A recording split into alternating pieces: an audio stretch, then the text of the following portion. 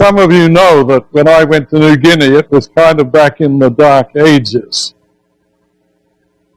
My first year as a missionary in New Guinea was 1967. I remember that year because my firstborn child was born as I went to New Guinea.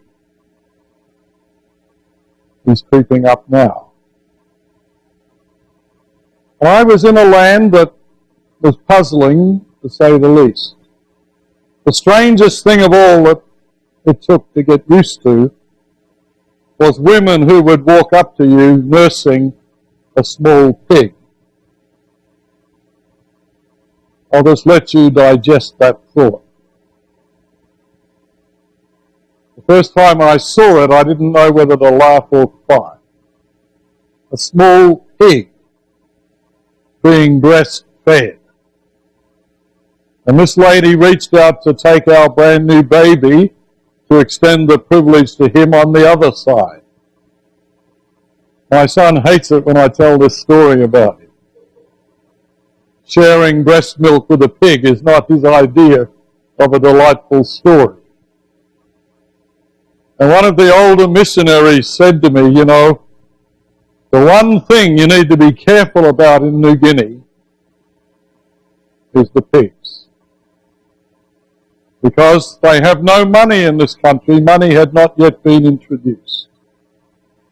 And so, pigs were used for trading. You could buy your wives with pigs. You know, with your lovely long hair, you probably don't realize you are at least a 500 pig woman. And your husband would shave that hair off once a month and add it to his wig, which would get bigger and bigger. And if he had many wives, he'd have a huge wig sticking way out here. So I said to myself, okay, you can buy wives with pigs. You can trade with pigs, but the one thing you must never do is injure a pig. I said, okay, I've got it. I will never injure a pig, because if you do, and the owners of the pig are around, they will kill you instantly. I said, I've got it, trust me. I've got it, I will never injure a pig. Even though I must admit I was sorely tempted when they got into my garden times. But I never injured a pig until one Sabbath afternoon. I was working at the Sopaz Adventist Hospital, 8,000 feet up on top of a mountain in the western highlands of New Guinea. I was actually a student missionary at the time, so this was even before I went out as a regular missionary. I was a college student. And I had a little motorcycle. I was the only person in a valley of 500,000 people that had a motorcycle, had a motor vehicle. And in pidgin English, they used to call it one fella, lick, lick, putt, putt. That was my motorbike. One fella, lick, lick, putt, putt. And on Sabbath mornings, I'd go out and preach in churches. I'd visit around all the villages. And I'd ride one fella, lick, lick, putt, putt up and start circling around the mountain, because the hospital that I was working at was right on top of the mountain. And I'm halfway up the mountain on my lick, lick, putt, putt. And I came round the corner, and a little pig, about this big, must have got scared by the noise of my motorbike, and he jumped. And guess where he landed? Right in the front wheel of my motorcycle. All the spokes came off, and the pig was lying there in 100 pieces. And I said, oh, I've killed a pig! It's the biggest no-no in New Guinea. Had there been one person around, I would not be here today. But in the providence of God, there's not a single person around. Most unusual. So the motorbike was no longer rideable. So I jumped off quickly and I dug a hole in the jungle and I picked up every little piece of pig. and I buried it in the jungle, covered it with dirt and grass and leaves, and I said to myself, I think I've done a pretty good job, because I had no idea of how I was fooling myself. These people are bushwhackers. They know that I've got the only motorbike in the valley. They would find the grave. They would know that one of their little pigs was killed, but I thought I'd gotten away with it. And I pushed that little motorcycle all the way up to the top of the mountain. I was exhausted. I was staying in a house with a missionary doctor from England who had just come out to this hospital. He was the first physician to get attached to the hospital. He had just graduated from Oxford University Medical School. He didn't know a thing. So I became his assistant. We did all the surgeries together. I would read the book and tell him the next step, and he would take it. We had so much fun the whole year together. Anyway, the next morning, the physician came in to my room and said, "You awake?" I said, "Well, barely." He said, "Well, were you expecting visitors this morning?" I said, "No." Well, he said, "There's 150 naked men sitting on the back lawn. They all have bows and arrows and spears, and they're sitting in a circle, and they are demanding your presence." And he said, it's got something to do with one fellow licked pig. I said, "I know exactly what it has to do with." Luckily for me, this is the next morning. So their anger has gone down overnight, and now they're thinking, they're going to gouge me now. And I am called. I said, "They're not sitting in a circle. Please tell me they're not sitting in a circle, because in New Guinea that's a court." And when I had arrived at the capital city of New Guinea, they put two pieces of the paper in front of me and said, "Sign here or here. If you ever have a legal problem in New Guinea, you have the right to fly to the capital city if you sign here, and you can present yourself before an Australian magistrate. But if you sign here, you're saying that I'll be happy to be dealt with by tribal law." So I just said to myself, well, I'm sure that all the missionaries accept tribal law, so I'll sign here. I found out later I was the only missionary who signed that. I am now subject to tribal law. So they're calling me into court. The chief is there and 150 men. And they're going to try me for the crime of killing their little pig. So I came out and I sat in the center of the circle. And they love to talk, and they're very theatrical people. And so they start going around the circle, and everyone's having his say. And finally they come to one man who stands up. This guy was so good, he should have been given an Academy Award. And he said, "Last night, my wife went out and cried for her baby to come home. I had to put my head down so they wouldn't see me laughing. And she cried and cried all night, and the baby, of course that's the pig, did not come home." And I looked up, and 150 grown men were all weeping in sympathy with this guy. They're all sitting in the circle weeping together.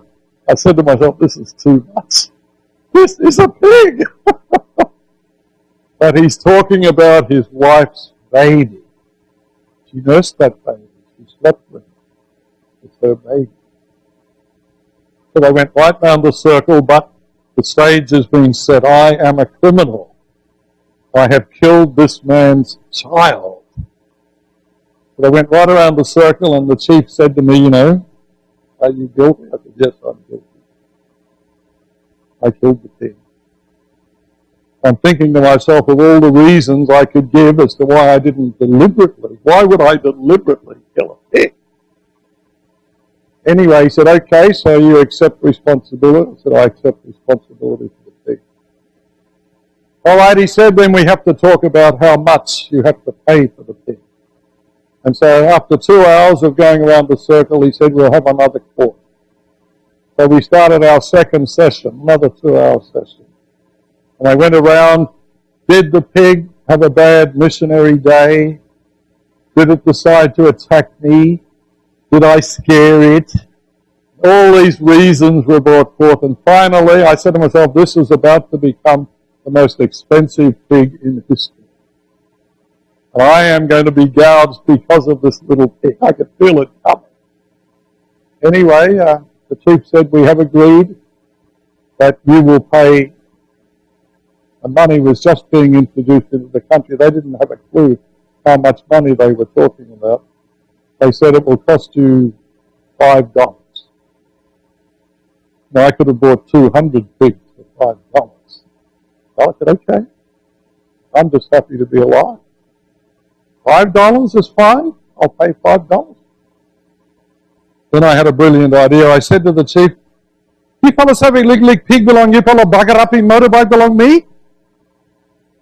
Bugger up, by the way, a great pigeon word. If you bugger something up, you wreck it, you know. Do you people realise that your little pig buggered up my motorcycle? I said, yes, I can't find it. It's lying on the ground at the back of the house. Come look him. So 150 men got up and they came and looked at the motorcycle. You know, I can act too. I said, how am I going to repair this motorcycle? The nearest store is 200 miles away.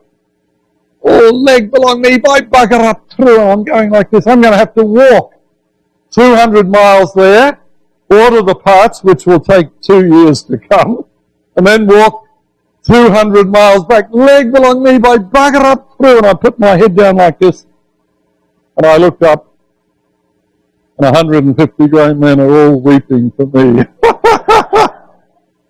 I said to myself, Liversidge, you are good. So the chief said, we'll have to have another court. I said, no, I should have just paid the money. So we go back into court for a third time. And they finally agreed, well, we are responsible. They have a sense of fairness. We are responsible for the motorbike. So how much money will it take for you to repair your motorcycle? So I drew this out dramatically. Okay, I've got to walk 200 miles. That's 3 days walking. I've got to pay for the parts, which I will never get anyway. Then I've got to walk back. I'm going to miss a week of work. I'm calculating all this, and their anxiety is going through the roof. Finally, I said, with a very straight face, because they're watching me carefully, it looks like $5. And I didn't want to take advantage of them. And they looked at me very carefully. They said, $5? I said, yes, because it's going to cost much more than that. But I said, $5. So the chief says with a very serious face, okay, we'll have to have one more court. Around we went again. Finally, they agreed they'd have a feast that night. I would pay $5 in 10-cent coins with holes through the center, which was just being introduced. They didn't even know how to count out $5. And they, in turn, would give me back the same $5. So I go down to the village. This is the big chief of the whole valley. I go down to the village for the feast, which consisted of a huge pig that was cooked in an underground oven. 4 men put it on their shoulders and carried it around, and you put your hand in, and you pulled out a handful of pig flesh. That was the feast, you know. So I grabbed a sweet potato and kept my mouth full of sweet potato for the whole meal. And finally, the chief stood up. He said, you know, Master Bill, as they called me, Master Bill has respected our customs. So we respect him. He has admitted killing our pig. He did not do it deliberately. He has even paid for that pig. And we in turn have paid for his motorcycle. So he said, I would like to make an announcement from now on. And he handed me 2 silver leaves from a silver palm tree that is only permitted to be grown by the big chief. Beautiful palm leaves. And he hands me the 2 leaves and he said, wherever you go in this entire valley from this moment, you can put your motorbike or your backpack or anything of your personal use.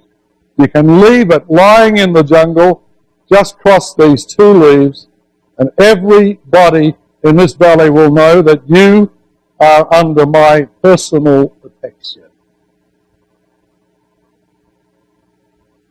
I became the safest missionary in New Guinea.